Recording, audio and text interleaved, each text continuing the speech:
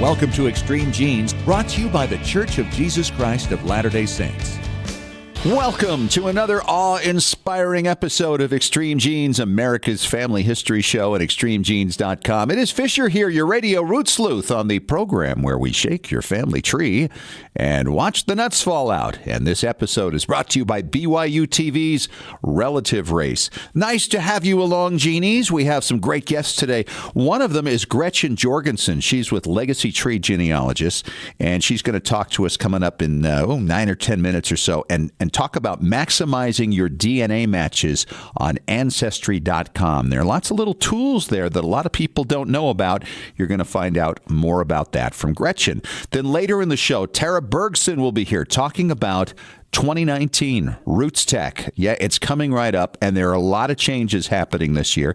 If you're not familiar with Roots Tech, it is the largest family history conference in the world, and it'll be happening in Salt Lake City, Utah at the end of February and early March. And they're doing another one in London, by the way, next year in October. So we're going to hear about that, what the changes are. You're going to want to catch that later on in the show. And Tom Perry, talking preservation, is going to introduce you to SD cards, why they're important, how to pick the best one.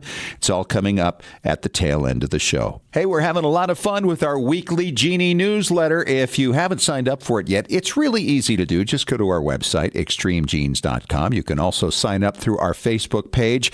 And we've actually doubled the price recently. It's now $0.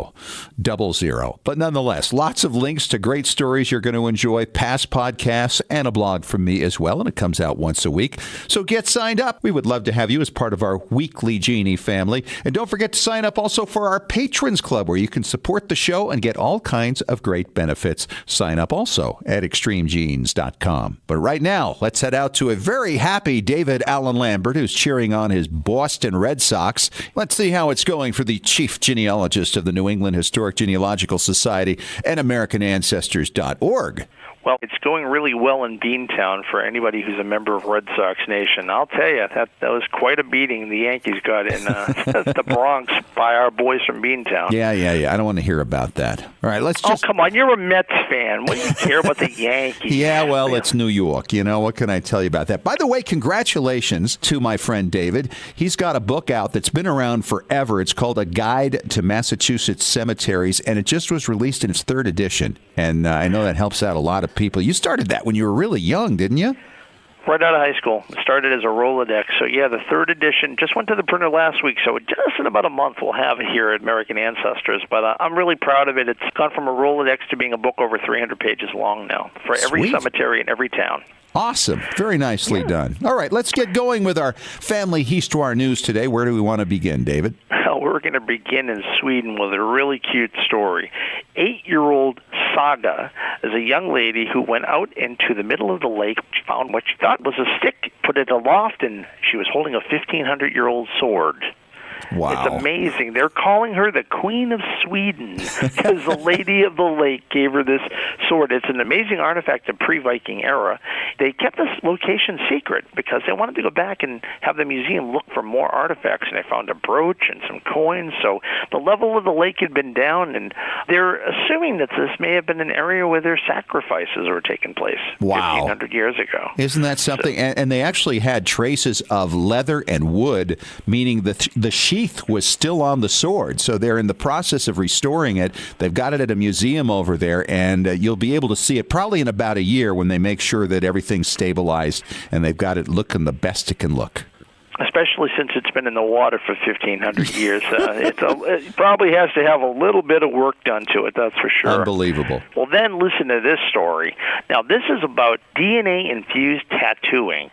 What? So basically, yeah, exactly. I mean, back in 1977, the rock group Kiss had their blood mixed into the ink for a comic book. So I don't know if this has impressed them or not to do this, but basically, this company will take the hair from a beloved pet or the cremated remains of a deceased family member and mix it in with a chemical that becomes powdered ink that allows it to be put into a tattoo so you can always carry grandma with you in that heart you have on your sleeve. And the company's name is Everence, and apparently it's becoming quite popular. I mean, we've talked about a variety of things. Remember the person who ate their ancestors' cremated remains? Yeah, that's right. That's right. It's amazing what you can do with cremains, you know? It really is, and it's one of those things that, you just never know what's going to be new in the industry. I have my dog's cremated remains, but I don't think I need to have him on my shoulder. No. Well, we just celebrated Columbus Day the other day, and listen to this. A 500-year-old map that was done by a German cartographer called Henricus Martellus, which they believe is a similar map to what Columbus used. By technology, they have brought out legends and bits of descriptive text that have been faded for centuries. Now they can actually read it, and it makes a little clearer sense how they were using it. So this is kind of a nice leap for something from the past.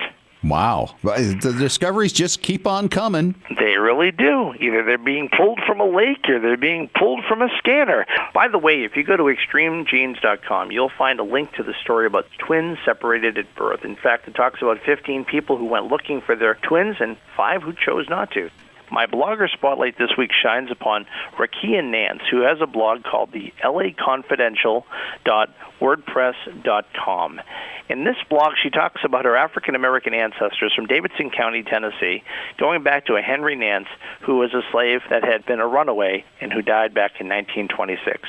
Follow her interesting story of her African-American roots on the laconfidential.wordpress.com. Well, that's all I have from Beantown this week. Catch you real soon, my friend. All right, David, and good luck to your Sox in the baseball playoffs. Thank you. All right. And coming up next, this is going to be a really great segment. Gretchen Jorgensen will be talking with me from Legacy Tree Genealogists about maximizing your DNA matches. And if you're looking to extend lines or confirm some of your research, it's a great way to go. And she's going to share with you some tools you might not know are available on ancestry.com. Gretchen, we haven't met before, but it's great to have you on the show. Thanks for having me. I'm excited to be here. How did you get started in specializing in DNA?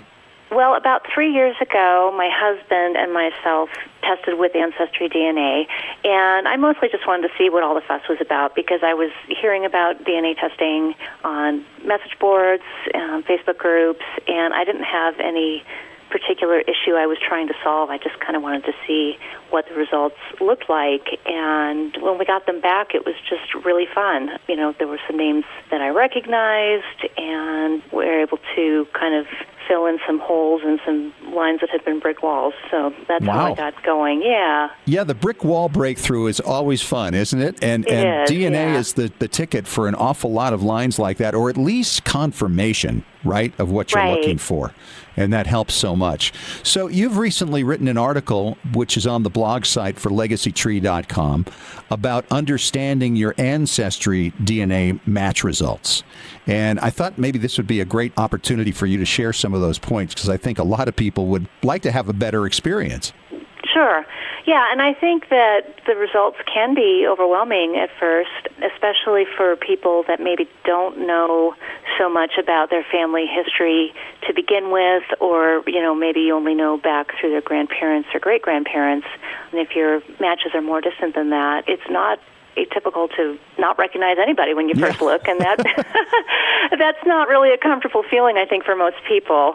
So I wrote that article just to kind of help give some strategies to figure out who the people are. Sure, and that's really important stuff. And it's time-consuming, too, and especially if you don't know what you're doing. So where would somebody start, would you say, when it comes to getting their matches? They've just got them in through Ancestry DNA. You're looking through the thing. I would imagine you'd want to start with people you know and say, oh, look at that. There's Fred, and yeah, that's my cousin. And you kind of get that sense of the lay of the land, right? And the idea that, oh, look, that's accurate. They're a second cousin right in that range. Right, exactly. If you do see some people that you know, close relatives or even a little more distant, that's ideal. If you've got somebody that you know how you're related to them, then you can start to figure out who else do you share DNA with that they also share DNA with, and those people probably descend from the same common ancestor. Sure. So it becomes kind of a filtering process. So target testing some of your relatives can help with that. If you're really at a loss, get one of your cousins to test, and that will help kind of sort it out for you.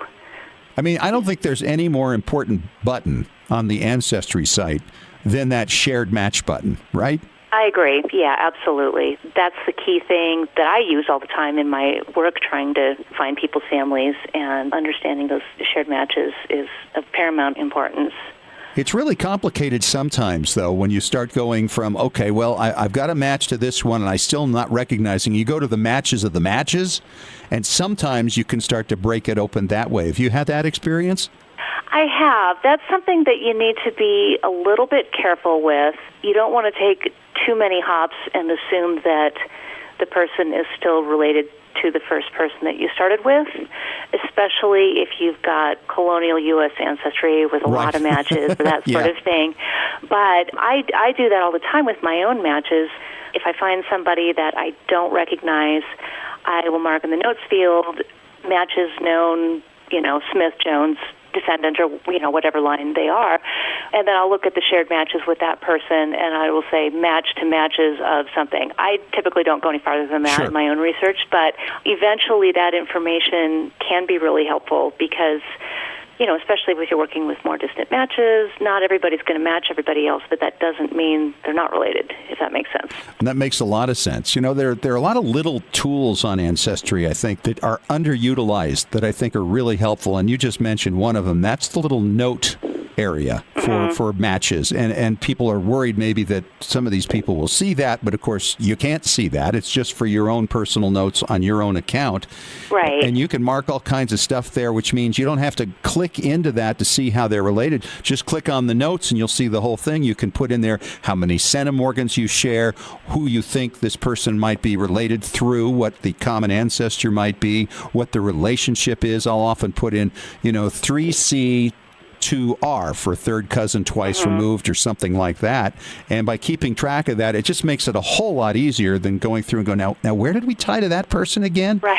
Absolutely, because you think you're going to remember all of these things, and then a week goes by, and like, have I looked at this before? So that record keeping step is fairly important. And with my own matches, if I know the relationship, third cousin or whatever, I'll put that in.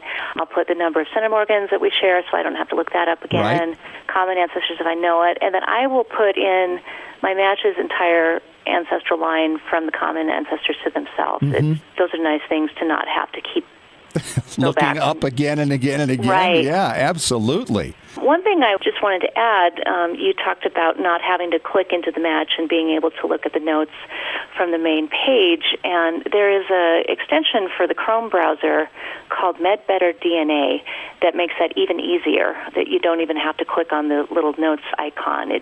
You can configure that to display all of your notes on the page when you look at your main match page. Oh, sweet. Yeah, it's awesome. And then that makes it a little easier to do some searching. And I like to do that, especially with my first page of matches. I'm always kind of looking at that. Who's new? What's different?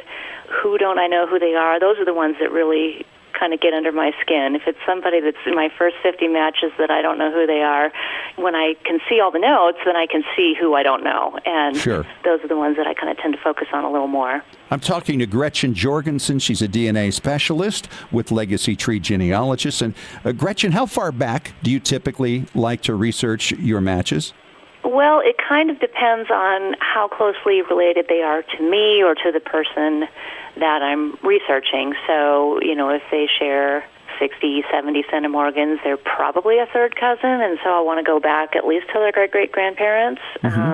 Sometimes you can go not so far, and then the connection becomes clear, but often you have to go at least that far, or maybe even a generation back. I don't research everybody that I encounter to fourth or fifth grandparents because there aren't enough hours in the day for that. Yeah, right. But it's a fine line between not spending too much time on everybody, but going far enough so that you're not missing something on a key person. Yeah, I'm just thinking, when you go to break open brick walls, which I think is really the primary purpose of finding these matches, other than confirming maybe what you think you already know. Right. When you get back to the 5th to 8th, boy, it really gets complicated, and so many of them to try to sort through. And mom's side, dad's side, which line, and sometimes they're tied to multiple lines because you're from the same area. It gets really tricky. But if you can find them through the fourth cousins and at least break open your brick walls to the third great-grandparent level, that's pretty exciting stuff. Right, it is. And yeah, I think I misinterpreted your previous question, but yeah, the fifth to eighth cousins, I look at some of them, I don't look at most of them, and I hear people comment on their total number of matches, including all of the distant matches. I have 20,000 matches, I can't look at them all. Well, of course, you're not going to, and that shouldn't be a goal. No, ever. I will focus on some that are in the fifth to eighth if they come up on a surname search, and then I'll explore that a little more. And, hopefully they might have some shared matches with some other people who are in my fourth cousin or closer list, and then that kind of gets my attention. Right, and it's important for people to know, by the way, if you're trying to match people who are first through fourth cousins, they won't show you the matches you have in the fifth to eighth cousins. But if you go to the fifth to eighth cousins and click on matches, it will show you any closer relatives you have up to fourth cousins. That's true, and that is a point of frustration for many Ancestry users, although I have to say now, 3 years into this, I really have come to see the wisdom of that decision on Ancestry's part. I think a 15 centimorgan cutoff would be nice as an add-on, but the processing power involved with that, I don't think it's going to happen. But I think it's better not to have your shared matches list muddied with, 7 and 8 centimorgan matches. I think that ultimately creates more confusion than clarity. Yeah, that's true. It makes it difficult, though, when you're really trying to work on something a little bit further back. Yes. It would be nice to have the option, although I'm thinking if the option's there, then it's basically going to be all in or not, right? Right. Yeah, in a former lifetime, I wrote software for a living, and so I've thought a lot about the implications of that sort of thing, so I would say don't hold your breath on that one. But, yeah. What kind of improvements would you like to see on Ancestry? Adding more colors to their stars would be huge. and more stars. Right. That, to me, is surprising that it hasn't been implemented yet, because it seems like it wouldn't be that difficult of a change, and I think it would be a real crowd pleaser for their customers. Totally. So that's one. And I'd really like to see more search capabilities. We've got the surname search. You can search a location. But you can't do both. You can't do both. And the ability to put in a first name, when you're searching other people's trees, especially if you have a really common surname that you're looking at. One of my husband's ancestral lines is Bates, and I can search Bates from Virginia, but it's just overwhelming, and most of them actually end up matching some of their line completely when I look at the shared matches. And if I could put in the first name and date of birth and that sort of thing, that would be incredibly helpful. Well, some great ideas and great advice. Gretchen Jorgensen from Legacy Tree Genealogist, thanks so much for coming on the show. Oh, thank you. This was fun. Hey, and believe it or not, Roots Tech is closing in on us again. We're going to find out the latest on what to expect for our 2019 edition from Tara Bergson coming up next. One of the most exciting times of the year for anybody interested in family history and developing their family tree and finding stories and connecting with relatives is Roots Tech. It is the biggest family history conference in the world, and it's going to be happening this coming year, February 27th and 28th, March 1st and March 2nd. It's a 4-day conference, and I have the program chair for Roots Tech 2019 on the line with me right now. She's Tara Bergson. Tara, welcome back to Extreme Genes. How are you? I'm great. How are you doing? You still sound energetic, considering I know all you must be doing, even though Roots Tech is still several months away. Oh, it is several months away, but our team is always full of enthusiasm and excitement. I don't know that we ever hit a lull or a dead period. Yeah, but you've got another one now, too, because you are doing a Roots Tech in London in October of next year. Yes. So not only are we having Roots Tech Salt Lake, but we have added an event 6 months later in London. So we will hold Roots Tech London in October of 2019. And what an exciting opportunity this is, not just for Roots Tech, but also for those that have not been able to come to Roots Tech Salt Lake, that we're able to take this fabulous opportunity on the road. Yeah, a lot of European friends will be able to make it there, many of whom we've met at Roots Tech over the years in Salt Lake City, Utah. All right, so let's go through this. There were a lot of thoughts last year about so many people. It's become so popular they couldn't get into rooms with some of the more popular classes. You've made some adjustments this year for Roots Tech, and I'm excited to hear about them. Yeah, we definitely had some growing pains. One of those was our rooms. That is why people come. They love the sessions and the knowledge and the learning that they're getting. So one of the things we have done is we've removed the badge scanning. All rooms will not be scanned, but we do have a few things that need scanned, labs and lunches, anything someone's paid additional money for. Sure. We will need to scan. But for most of our attendees, the majority of them, those rooms will not be scanned. So that will help significantly as far as getting into the classrooms. The other big one is we created a massive room that will seat 3,500 attendees. Wow. And as I've done the schedule and worked on that for the last couple of months, the classes we're putting in there are the ones that are the hottest topics. Lots of DNA sessions, lots of sessions from Family Search, Ancestry, those things that people are craving more knowledge on and really want to learn from.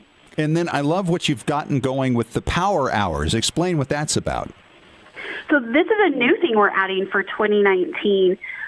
We wanted to be able to add as many sessions as possible, but we also know people consume information in very small snippets now. We've done a lot of studies about this, and about 12 to 15 minutes is where people are really captivated, and after that we all kind of are like, oh, okay, I've heard this before.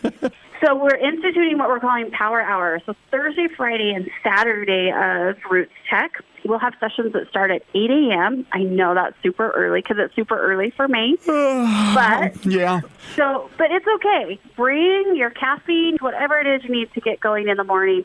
And as you come to these sessions, each room will be dedicated to a specific topic, such as DNA. So you'll go into the room where we're teaching on DNA, and it will be 3 quick, short sessions on DNA. It might be, someone that talks about all the DNA tests that are on the market, someone that talks about what DNA is. Maybe we need a basic DNA lesson, and a third person who might talk about an experience they've had with DNA. But short, quick, no longer than 15, 20-minute sessions, 3 of them taught in an hour every morning. Oh, and it's going to be fun. I'm part of Amy Johnson-Crow's team. She's going to be teaching Kurt Witcher, and I'm going to do a segment all on stories and collecting and saving them and recording them and all that. And it's going to be so much fun, and I really can't wait for this event.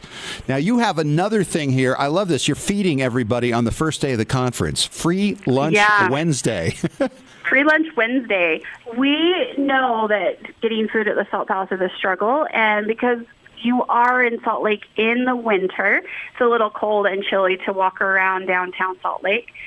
But one of the things we've changed this year is every attendee will be provided a boxed lunch on Wednesday so that there's a place that, one, they'll be able to sit. We'll make sure all the rooms are available so that anyone can sit that needs to. And 2, everyone has food that's available to them. Sweet. And the library, of course, is open late. You can't miss the library if you're coming to Salt Lake. No. It is the family history capital, right? Everyone wants to come there. The knowledge and the information that's available at the Family History Library just will knock your socks off. But yeah, they have later hours. I want to say 11 o'clock. I mean, that's, I think, historically what it's been. Do you know? It's late. I don't know right now if they've finalized those hours yet, but we'll make sure that the Roots Tech website has that updated information so that you can go and find your next family member, your new cousin. Yeah, absolutely. That's going to be so much fun. All right, talk about the Ultimate Pass. That's another new thing this year. It is. We want to give some people the opportunity to live and breathe Roots Tech almost like we live and breathe it. And so we've offered an Ultimate Pass. The cost on that pass is $499. But included with that is guarantee to get into the classes that you want. So we have that problem with rooms. This is one way that will get you into any class that you're looking for. We'll also have special meet and greets available, and we will have a group of people there to help you. If you need a water, we'll be there for you and make sure that your experience at Roots Tech really is an ultimate experience. Very nice. All right. Now, do we have any speakers that you can yet announce?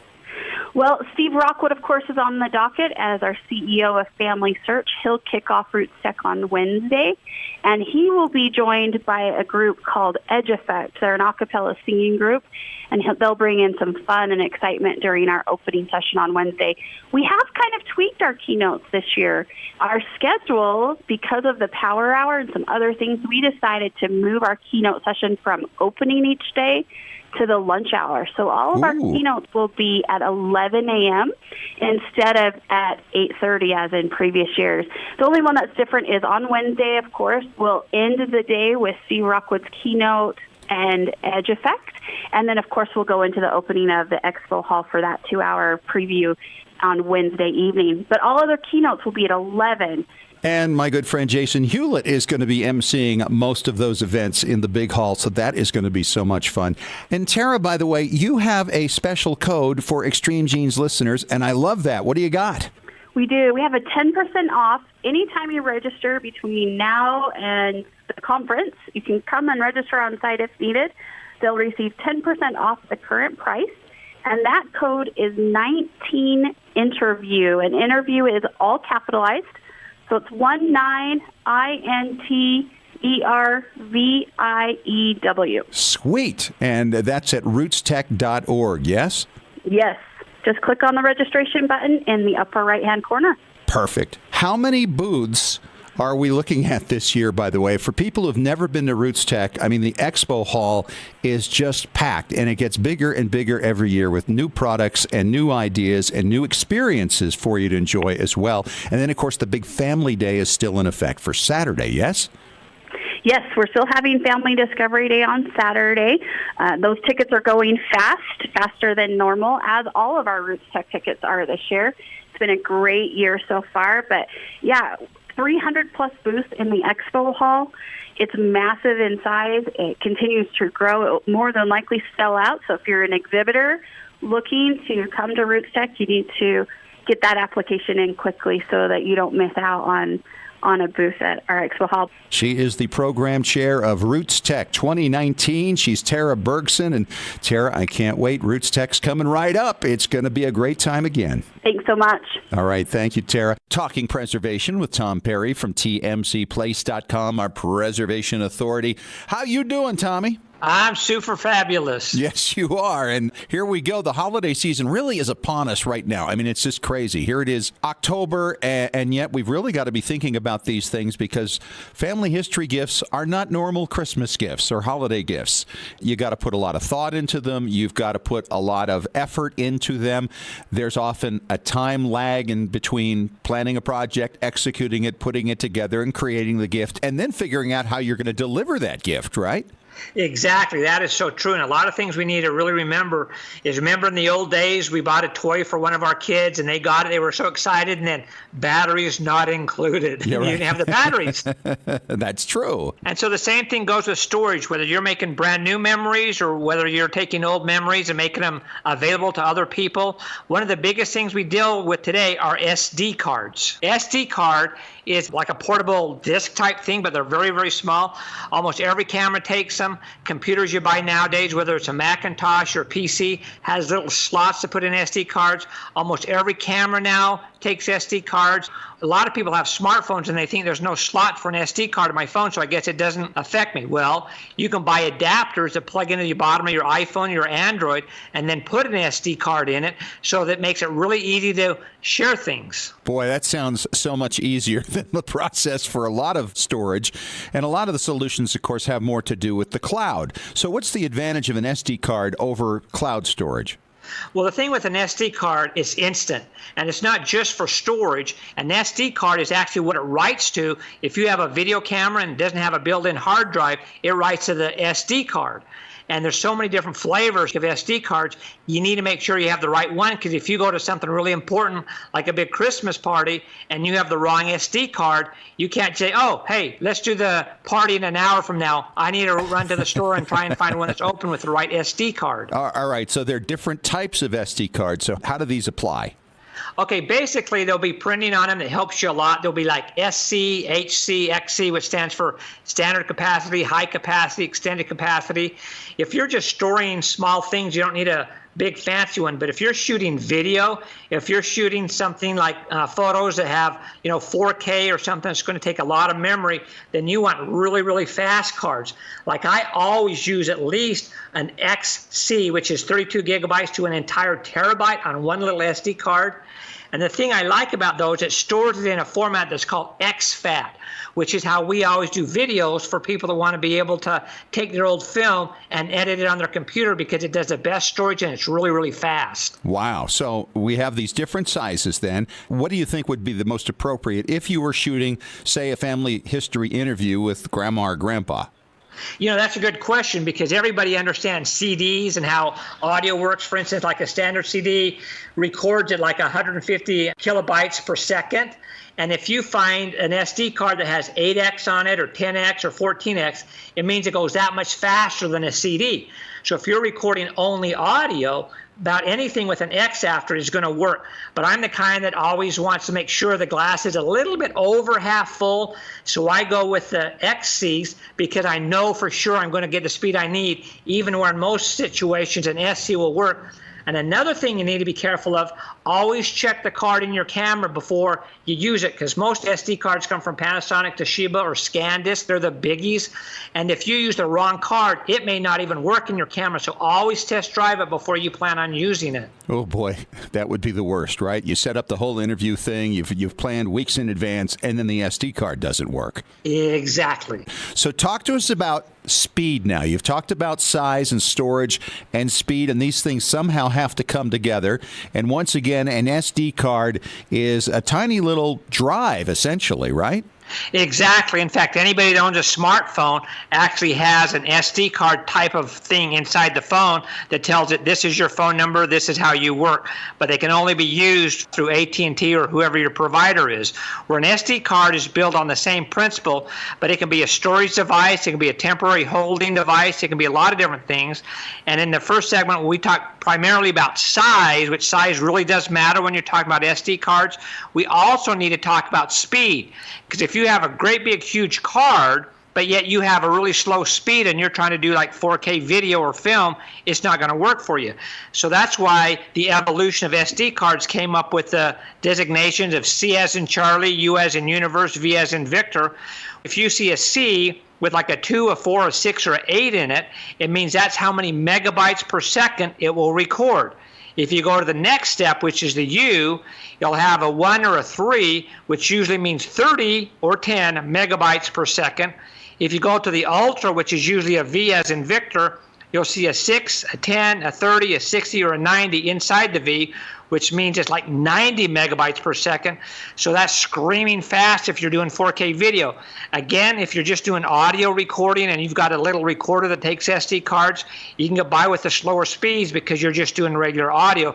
So you need to find the balance between size and speed. So you need to find out what your ultimate goal is, and then work back from there so you get the right kind of card. All right, so let's talk about the cost of the cheapest ones, the slowest ones, the least storage available ones would be around what price range? Oh, you can get those for like, $10, $15. Sometimes they're even on sale on Amazon where you can get them even less than that. And I always recommend go with a brand that you trust. If you don't know, stick with Panasonic, Toshiba, or SanDisk because theirs are always good quality. So how am I overspending in this situation? If I get the real fast one, the big storage one, what's the high end on price? Okay, if you look at something like a 32 gigabyte, which is an XC card, which does the exFAT system, and then you go to, say, a V90, you're going to have this huge card that's screaming fast that you could probably buy a used Volkswagen for the same price. So you want to be really, really careful. It's way over storage. If you're just using audio, there's no way in the world you're going to need a 1 terabyte. Just like on your computer, if you're doing small things, you don't need a terabyte hard drive to take with you. You can get by with small ones. If you're playing gaming and things that use a lot of memory, you need a big card, just like you need a big hard drive. And then the speed is important. If you're doing video editing on your computer or you're transferring your own home movies or videos, you know you need a fast processor or your computer won't keep up with the speed of your tape. So that's where the C, U, and V comes in. It ties the speed in with the size of the card. All right, Tom, great stuff as always. And you've given us a head full, but you've also given us something to look up and examine a little bit more and get ourselves educated on. Thanks so much, and we'll talk to you again next week. My pleasure. Wow, we covered a lot of ground this week. If you missed the show, make sure you catch the podcast on extremegenes.com, on iTunes, on iHeartRadio. Of course, we talked about DNA and better ways to utilize your ancestry.com results to find matches, to extend your family lines, and find more family stories and photographs. Hey, if you haven't done so yet, make sure you sign up for our weekly Genie newsletter. Just go to extremegenes.com. You'll find the link right there. It's absolutely free. Talk to you again next week. Thanks for joining us, and remember, as far as everyone knows, we're a nice, normal family. This has been Extreme Genes. Share your family story by going to FamilySearch.org.